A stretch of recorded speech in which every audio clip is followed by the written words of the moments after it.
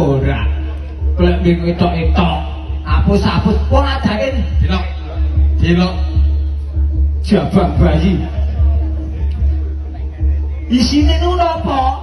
Mas Bicis. Nggih, Mas. Tak kowe ana siji. Kuwi iso ge urip setahun. Nggih. Mune anakku cilik-cilik. Akeh anakku cilik sing arane anakku gedhe sinten? Kuwi siji wis setahun. Nggih. Terus sanggup apa ora? Sagah. Mikir maneh nawala to? Iya. Nggih. Nawone tak gawa. Budi, nawale, Budi. Ayam pasir nopo, kitir nopo, Budi. Budi. Nawalane niku lho. Iki sabar. Nawala apa saweran? Lah, gila jenenge aja nyawer. Kuwi ora oleh buka, sing oleh buka bendara. Oke, nggih, sedika ngestaken dawuh. Nggih. Punten iki. Wis. Tok mawon. Tak ben siji. Nggih.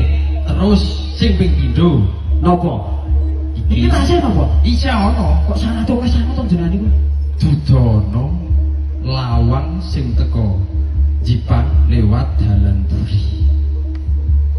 Pintu rahasia. Iya. Oh, boten niku, Den. Boten.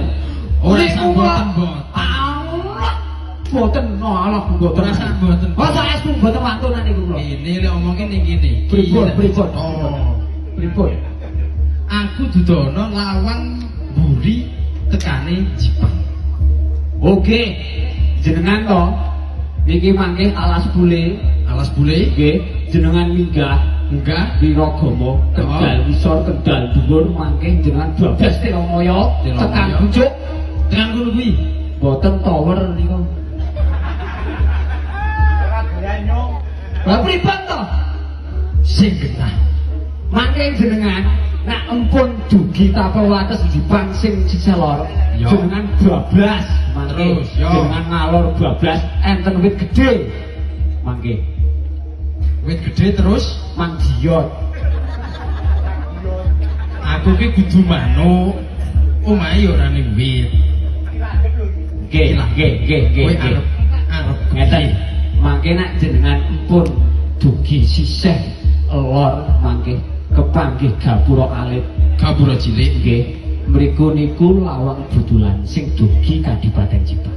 Tak ugemi lho omonganmu. Nggih, Tenan iki. saestu. Nek kowe iso tak ugemi tak wehke Mas Bicis kuwi. Budi, Yo, wehke Adi. wah, wis kinempur sesuk ora ngenteni bansos. Iya, kuwi iso ge urip 10 tahun. Arine baksoke, Den. Yo. Golek ki. Ono golek bali. Iki arep larang niki kok. Golek